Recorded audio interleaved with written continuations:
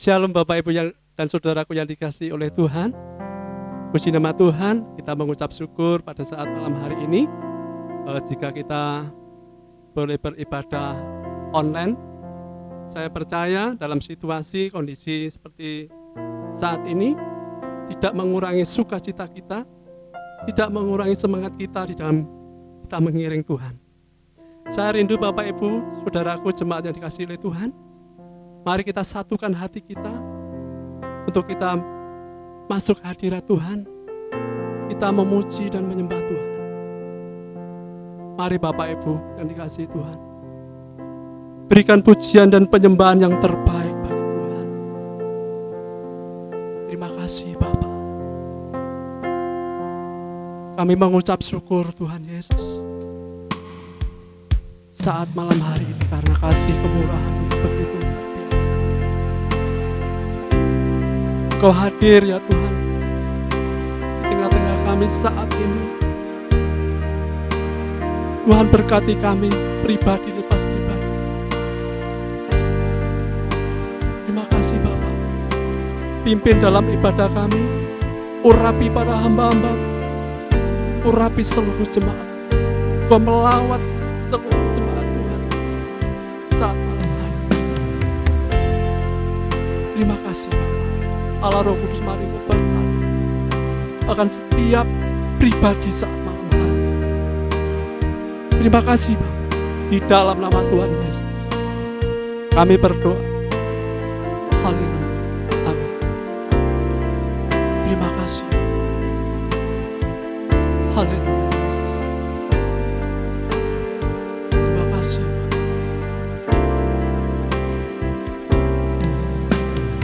Betapa dahsyat Engkau Tuhan, Pencipta segala yang ada, dulu sekarang sampai selamanya. Hanya Engkau Tuhan, tak terselami pikiran, tak terukur panjang setiamu. Dulu sekarang sampai selamanya. Hanya Engkau Tuhan. Ku sembah Engkau Yesus, hanya Engkau Allah di hidupku. Tiada yang lain, hanya Engkau, hanya Engkau Tuhan. Lamanya Kau tetap Allah, walau dunia semua bergoncang, tak tergoyahkan Kau tetap Allah. Betapa dahsyat Kau ya Tuhan. Betapa dahsyat Engkau Tuhan, Pencipta segala yang ada, dulu sekarang sampai selamanya. Hanya Engkau Tuhan, tak terselami, tak terselami pikiranku, tak terukur panjang setiamu. dulu sekarang sampai selamanya. Hanya Engkau Tuhan, ku sembah Engkau Yesus, hanya Engkau Allah diri.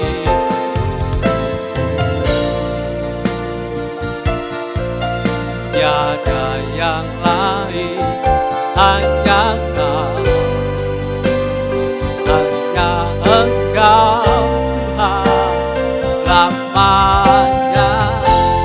Kau tetap Allah walau dunia semua bergoncang, tak tergoyahkan. Kau tetap Allah, ku sembah Kau Tuhan, ku sembah Engkau Yesus, hanya Engkau Allah di hidupku. Tiada yang lain, hanya Kau, hanya Engkau Tuhan selamanya. Kau tetap Allah walau dunia semua bergoncang,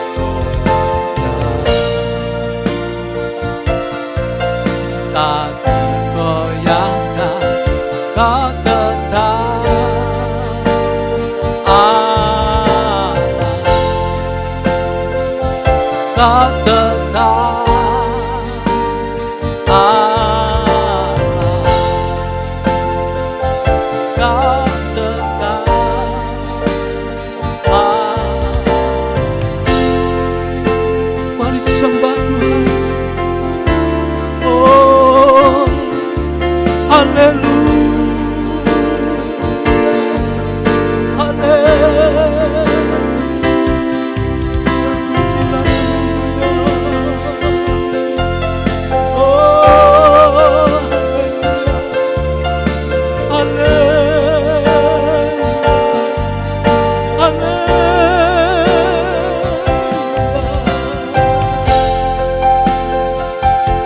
Terima kasih Allah.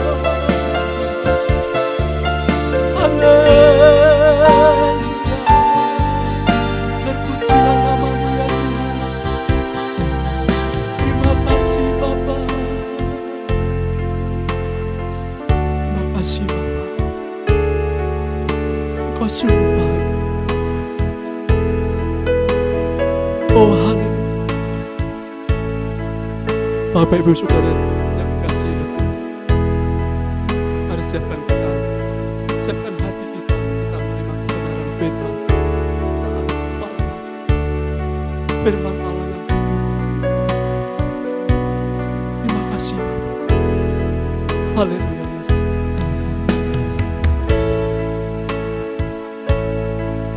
Terima kasih. Segala perkara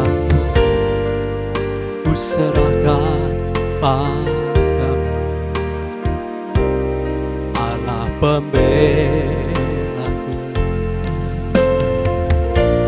Segala khawatirku ku taruh di kaki Allah pemeliharaku. Bila Kau yang membuka pintu, tak ada satu pun dapat menutup.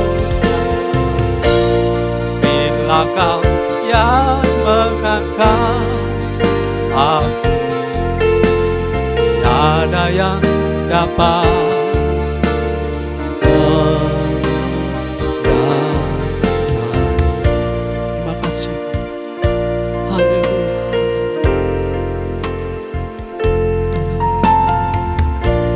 Segala perkaraku ku serahkan padamu, Allah pembelaku. Segala kuat itu ku taruh di kaki Allah pemeliharaku. Bila Kau yang membuka, tak ada satu dapat menutupnya.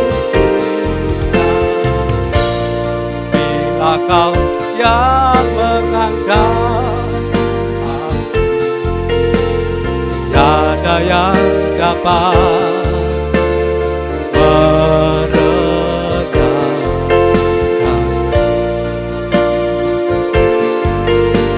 Tiada yang dapat meredamkan.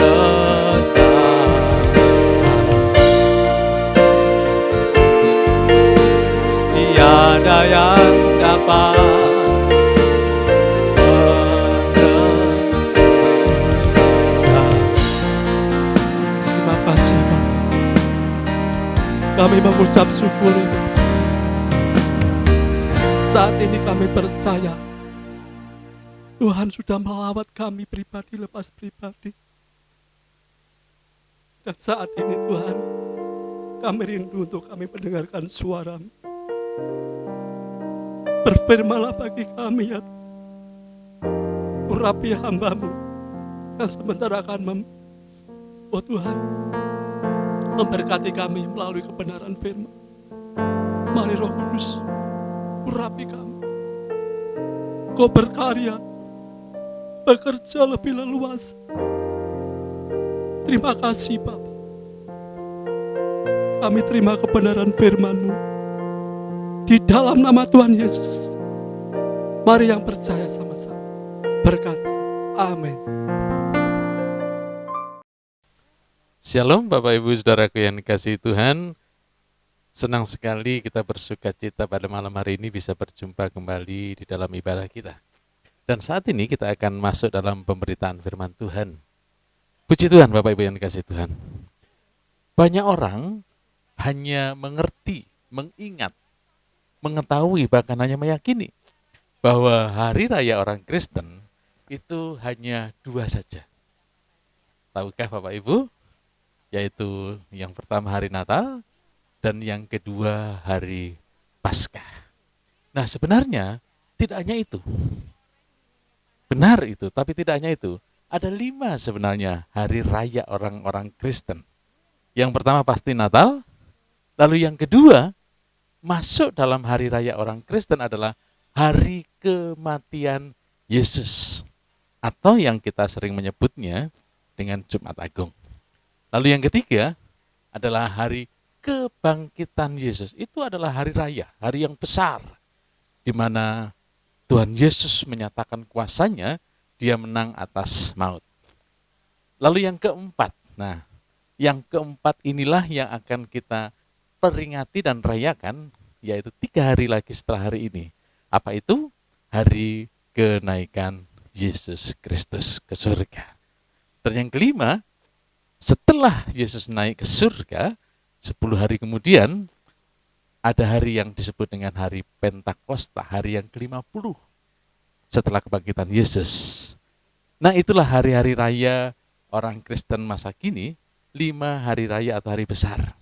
Nah pada malam hari ini kita akan melihat, sekaligus bisa merenungkan makna kenaikan Kristus ke surga itu. Makna bagi kita orang percaya itu apa? Baik, kita akan membaca dulu di dalam Injil Lukas pasal yang ke-24 ayat yang ke-50 sampai dengan ayat yang ke-53. Lalu kita sambung kemudian dengan Kisah Para Rasul pasal yang ke-1.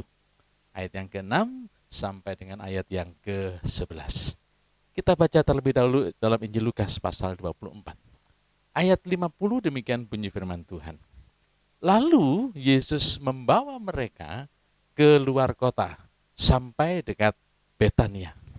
Di situ ia mengangkat tangannya dan memberkati mereka. Dan ketika ia sedang memberkati mereka, ia berpisah dari mereka dan terangkat ke surga. Mereka sujud menyembah kepadanya, lalu mereka pulang ke Yerusalem dengan sangat bersukacita. 53, mereka senantiasa berada di bait Allah dan memuliakan Allah. Kisah Para Rasul pasal 1, mulai ayat 6 kita baca. Maka bertanyalah mereka yang berkumpul di situ, Tuhan, maukah engkau pada masa ini memulihkan kerajaan bagi Israel? Jawabnya, engkau tidak perlu mengetahui masa dan waktuku. Tetapi kamu akan menerima kuasa kalau Roh Kudus turun ke atas kamu, dan kamu akan menjadi saksiku di Yerusalem dan di seluruh Yudea dan Samaria dan sampai ke ujung bumi. 9. Sesudah ia mengatakan demikian, terangkatlah ia, disaksikan oleh mereka, dan awan menutupnya dari pandangan mereka. Ketika mereka sedang menatap ke langit, waktu ia naik itu, tiba-tiba berdirilah 2 orang yang berpakaian putih dekat mereka dan berkata kepada mereka, hai orang-orang Galilea, mengapakah kamu berdiri melihat ke langit? Yesus ini yang terangkat ke surga meninggalkan kamu akan datang kembali dengan cara yang sama seperti kamu melihat dia naik ke surga. Puji Tuhan. Kenaikan Kristus, Yesus ke surga, unik sekali.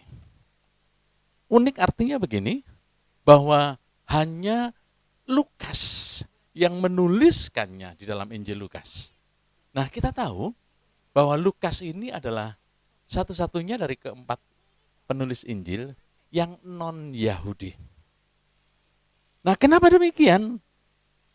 Ya memang kita tidak tahu rahasianya.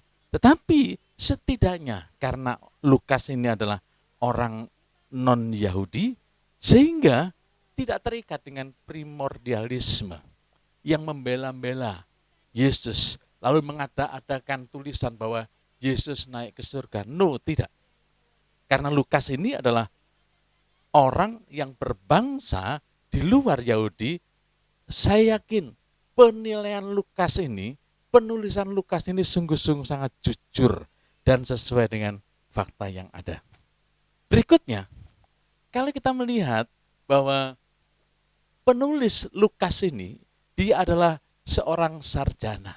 Di dalam Kolose pasal yang keempat, ayat yang ke-14, di situ dikatakan bahwa Lukas ini adalah seorang tabib. Dia seorang sarjana. Nah, di Kisah Para Rasul pasal 1 ayat yang ketiga, di sana dia mengatakan tulisan ini berdasarkan hasil penelitian. Kalau dalam bahasa kita sekarang adalah hasil riset. Artinya, tulisan ini adalah tulisan yang bisa dipertanggungjawabkan.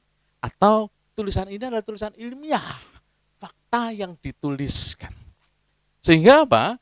Di dalam Injil Lukas ini, kalau kita pelajari dengan teliti, kita akan menemukan tidak kurang dari 300 istilah kedokteran ada di sana. Dan yang menarik lagi, Injil Lukas ini dituliskan kurang lebih sekitar 20 atau 2 dasawarsa sampai 3 dasawarsa setelah Yesus naik ke surga. Jadi sangat hangat, sangat faktual. Nah, selain itu kita bisa melihat di sini bahwa fakta kenaikan Yesus sendiri, bahwa peristiwa ini adalah peristiwa yang sungguh-sungguh terjadi atau historical. Jadi betul-betul fakta sejarah, bukan sekadar dongeng belaka, bukan sekadar cerita belaka, bukan sekadar hanya penglihatan belaka, tetapi betul-betul fakta yang terjadi. Dan kenaikan Kristus ke surga ini memang bersifat jasmania. Jasmania artinya apa? Artinya agar bisa dilihat, bisa disaksikan oleh orang yang melihat dengan mata. Dia bisa melihat dengan fakta bahwa memang inilah yang sedang terjadi. Nah, fakta yang lain kenaikan Yesus ini adalah kenaikan tubuh Kristus secara jasmani. Kita tahu bahwa ketika Yesus ada di dunia ini, ketika dia hadir dalam tubuh jasmaninya tidak maha hadir. Artinya Tuhan punya rencana yang lain. Kalau tubuh jasmaninya tidak hadir atau tidak maha hadir, maka dia bisa maha hadir dalam bentuk yang lain. Nah, ketika Yesus naik ke surga, itu adalah tubuh jasmaninya. Nah, yang menarik lagi, ketika Kristus naik ke surga, dia naiknya dengan perlahan-lahan. Bukan tiba-tiba sampai tap, lalu kemudian musnah, hilang. Apakah Yesus tidak bisa melakukan itu? Bisa. Ya. Dan berulang kali di dalam Injil juga pernah dikatakan begitu. Yesus menghilang pada satu kali tertentu. Nah, ketika itu Yesus naik ke surga dengan perlahan-lahan naik ke surga. Artinya semakin menguatkan bahwa ini adalah fakta sejarah. Nah, Bapak Ibu yang dikasihi Tuhan, kalau kita sudah melihat latar belakang dan fakta kenaikan Yesus seperti itu, pada malam hari ini kita akan merenungkan beberapa hal. Apa itu? Apa maknanya? Makna kenaikan Kristus bagi kita, orang-orang percaya pada masa kini. Yang pertama, Yesus naik ke surga, dia pasti akan kembali lagi. Sama seperti ketika dia datang dari surga ke dunia ini, dia kembali lagi ke surga. Nah, ketika Kristus naik ke surga, maka suatu kali dia pasti akan datang kembali ke dunia ini. Nah, di dalam kisah para rasul tadi yang sudah kita baca, pasal 1 di ayat yang ke-11 khususnya, mengatakan demikian. Hai orang-orang Galilea, mengapakah kamu berdiri melihat ke langit? Yesus ini, perhatikan, yang terangkat ke surga meninggalkan kamu dan akan datang kembali dengan cara yang sama. Jadi ketika Kristus naik ke surga, Kristus pasti datang kembali. Dia pasti akan kembali lagi ke dunia ini. Ditunjang oleh tulisan dalam Injil yang lain, Yohanes pernah menuliskan demikian di dalam Yohanes pasal 14 ayat 2 dan 3.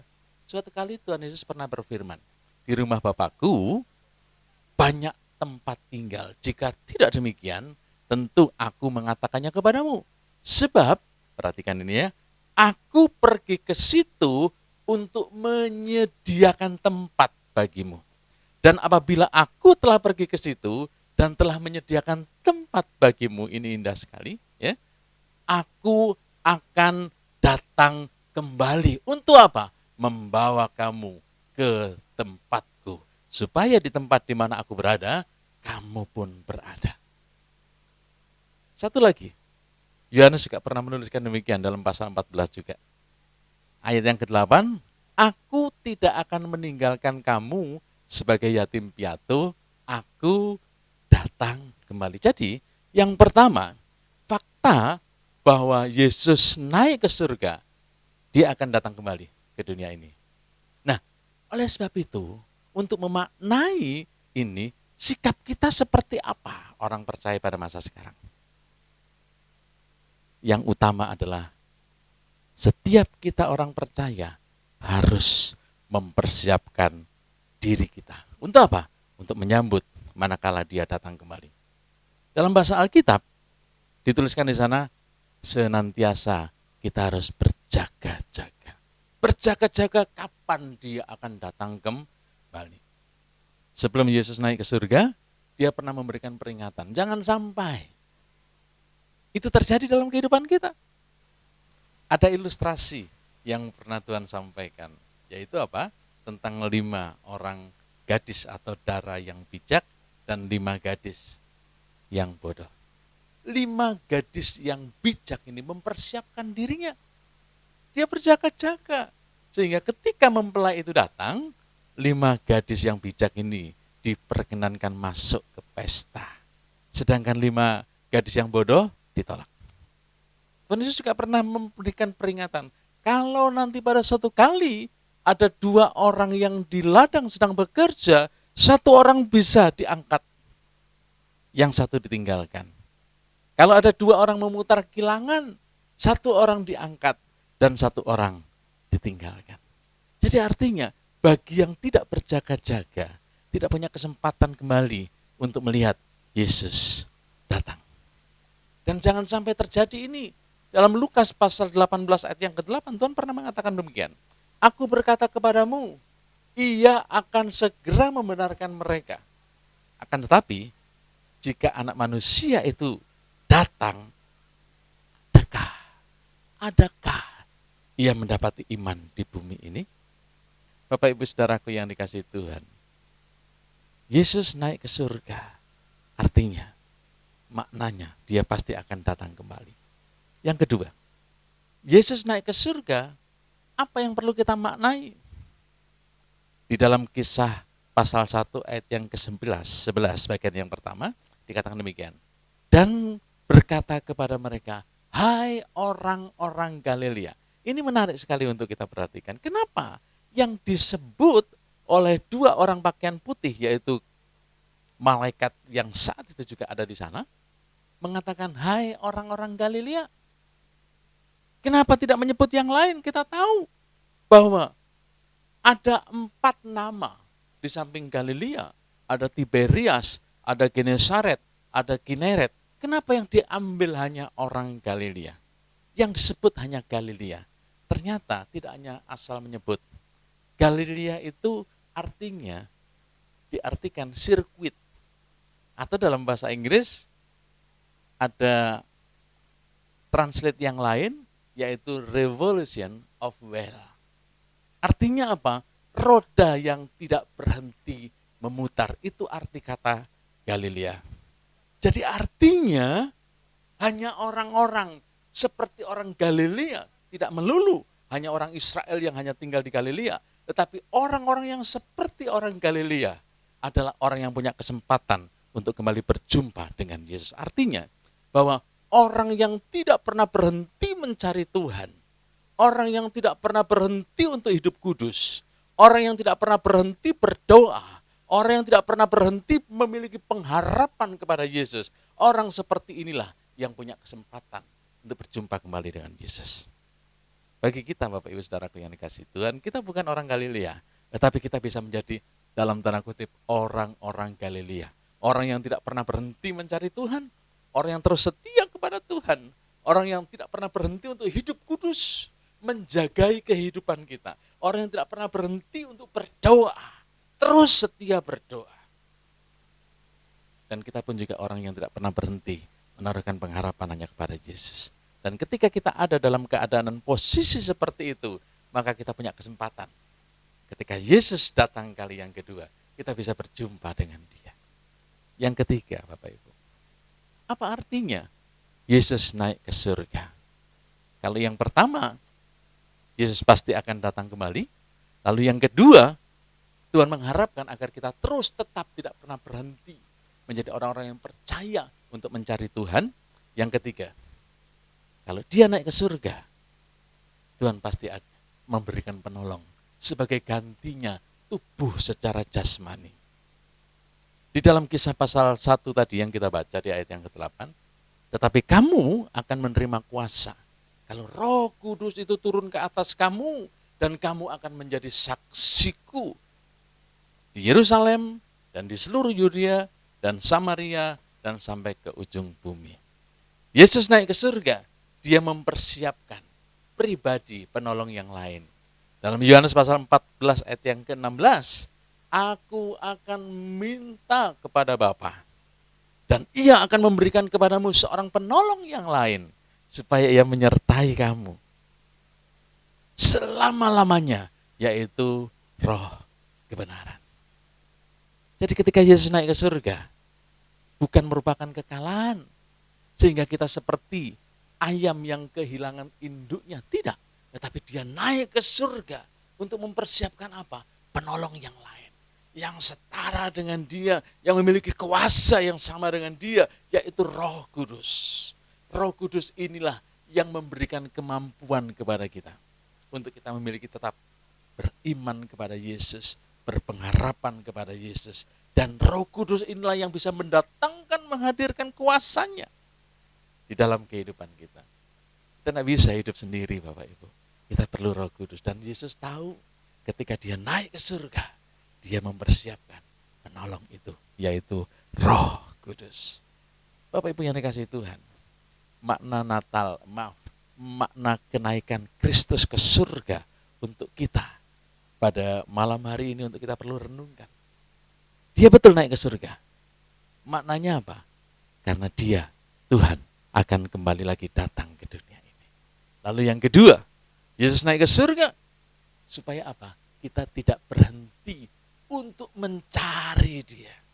Mengisi kehidupan kita dengan kehidupan yang benar. Hidup kudus, setia untuk berdoa, terus berpengharapan hanya kepada Tuhan. Dan yang ketiga, Yesus naik ke surga karena dia ingin dan dia berencana untuk mempersiapkan penolong bagi kita. Untuk apa? Untuk menjalani kehidupan kita perlu penolong. Dan penolong itulah yang mendampingi kehidupan kita selama-lamanya. Puji Tuhan, Tuhan memberkati. Puji Tuhan Bapak Ibu Saudaraku yang kasih Tuhan. Dengan penuh sukacita kita akan akhiri ibadah kita pada malam hari ini.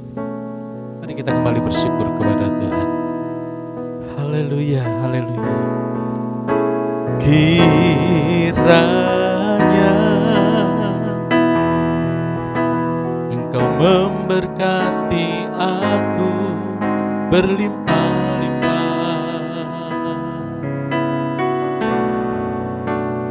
dan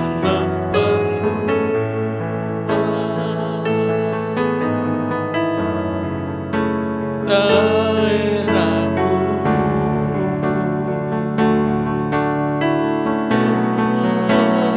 Dan kiranya Engkau menyertai aku dan melindungi aku daripada malapetaka, sehingga kesakitan tidak menimpa aku.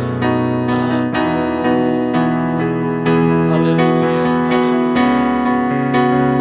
Kiranya Engkau memberkati aku berlimpah-limpah dan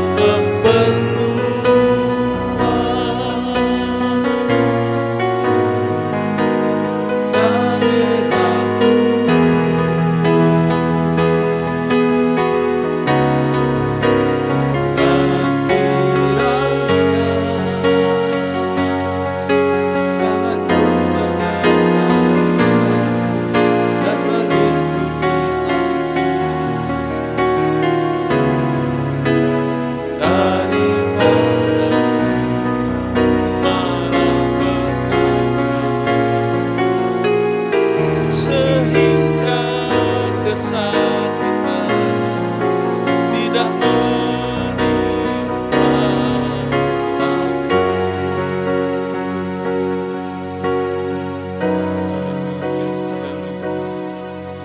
Tuhan mendengarkan dan jawab doaku. Haleluya, haleluya. Segala puji, segala hormat, kemuliaan, keagungan kami naikkan kepadamu Tuhan. Kami bersyukur, kami berterima kasih pada malam hari ini. Hanya karena kasih dan kemurahan-Mu kami bisa beribadah. Kami boleh beribadah, kami sudah menaikkan puji-pujian kami sudah mendengarkan firman Tuhan. Firman-Mu menguatkan kehidupan kami, iman percaya kami, untuk kami terus menjaga hidup kami sampai Tuhan kembali datang untuk kali yang kedua. Bapa, kami percaya di dalam setiap ibadah kami, di dalamnya senantiasa mengandung janji. Janji itu Engkau genapkan kepada kami ketika kami masih beribadah pada malam hari ini. Dengan Tuhan memberkati kehidupan kami. Oleh sebab itu malam ini Tuhan, berkatilah seluruh saudara-saudara kami yang sedang mengikuti ibadah ini, meskipun terbatas ibadah online. Baik di tempat ini, Tuhan memberkati. Baik dimanapun saudara-saudara kami berada, Tuhan juga memberkati. Berkati kami semua dengan kekuatan, kesehatan. Berkati kami di dalam pekerjaan, dalam usaha kami, bisnis kami. Yang berjualan, berdagang, diberkati jualannya. Demikian pun studi diberkati oleh Tuhan. Terima kasih. Demikian pun Tuhan juga melindungi kami semua. Tutup bungkus kami semua dengan kuasa darah-Mu. Dijauhkan dari malapetaka, dihindarkan dari segala mara bahaya dan sakit penyakit, dilalukan dari setiap kehidupan kami. Terima kasih Bapa. Bapa, di kesempatan ini kami terus berdoa buat bangsa dan negara kami Indonesia. Engkau tahu, Engkau melihat keberadaan bangsa kami. Demikian pun di banyak negara yang saat ini terjadi. Kerinduan kami mohon kepadamu Tuhan, tangan Tuhan yang kuat, tangan Tuhan yang penuh dengan berkat dan rahmat, memberkati bangsa dan negara kami. Masalah virus corona, di dalam nama Tuhan Yesus Kristus, mari bersegeralah ya Tuhan untuk menghentikan semuanya ini, sehingga kami bisa kembali lagi bekerja dengan baik, kami bisa berusaha dengan baik, kami bisa berelasi dengan baik. Terima kasih Bapa, terima kasih Tuhan. Kami mengucap syukur Tuhan sudah menyertai ibadah online kami dari permulaan sampai pada akhirnya. Terima kasih Bapak. Sebentar kami akan mengakhiri, dan kami percaya Engkau akan himpunkan kami kembali pada jam-jam ibadah dengan sukacita dan pengharapan yang besar di dalam Tuhan. Terima kasih. Dan sekarang Bapak Ibu Saudaraku yang dikasihi oleh Tuhan, Tuhan memberkatimu, Tuhan melindungimu, Tuhan menyinarimu dengan wajah-Nya dan memberikanmu kasih karunia. Tuhan menghadapkan wajah-Nya kepadamu dan memberikanmu damai sejahtera. Anugerah dari Allah Bapa, cinta dan kasih dari Tuhan kita Yesus Kristus, penyertaan-Nya melalui Roh Kudus yang menyertai kita semua, mulai malam ini dan bahkan sampai selama-lamanya, sampai Tuhan Yesus Kristus datang kali yang kedua. Mari kita terima berkat ini dengan ucapan syukur di dalam nama Tuhan Yesus Kristus. Semua yang sudah diberkati Tuhan, bersama-sama dengan percaya kita berkata, amin. Selamat malam, Tuhan memberkati. Shalom. Berikut ini adalah Warta Gereja GPPS Sola Gracia. Untuk sementara waktu, ibadah akan dilaksanakan secara online setiap hari Senin pukul 6 sore di channel YouTube Salomo Dwika Tavianto.